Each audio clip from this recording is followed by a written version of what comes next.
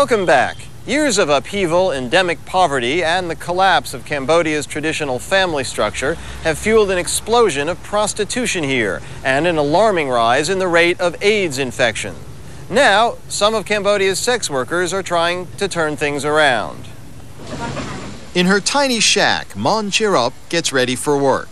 She's a prostitute, half a dozen clients a day, often charging less than $1 a time. She's also a union organizer. Mon Chirop works in Tol Kok, the largest red light district of Phnom Penh, one of perhaps 1,000 young women here, part of a booming sex trade that has given Cambodia one of the highest rates of AIDS infection in Asia, and sparked an unusual campaign by the International Development Agency, Oxfam. This squalid neighborhood of rundown shacks has become ground zero in the battle to change the deep-seated values, patterns of behavior, and economic interests at the heart of the business of prostitution in Cambodia.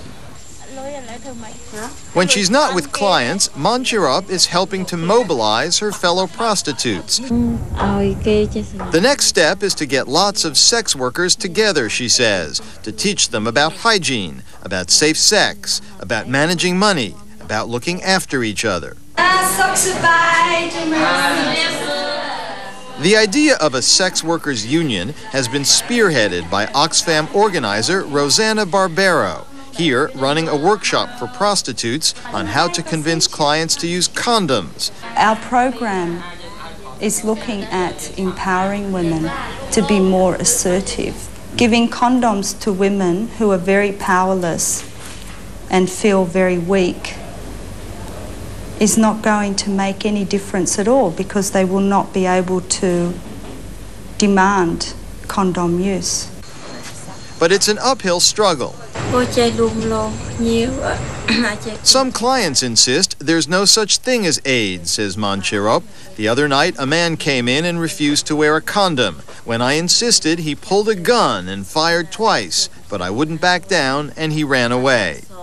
With sex workers so vulnerable to exploitation, disease, and violence, Oxfam is lobbying the government to allow prostitutes to run their own brothels. I don't think the government is against that type of organization or association of commercial sex workers, so that they can have a voice, and that voice is to protect themselves.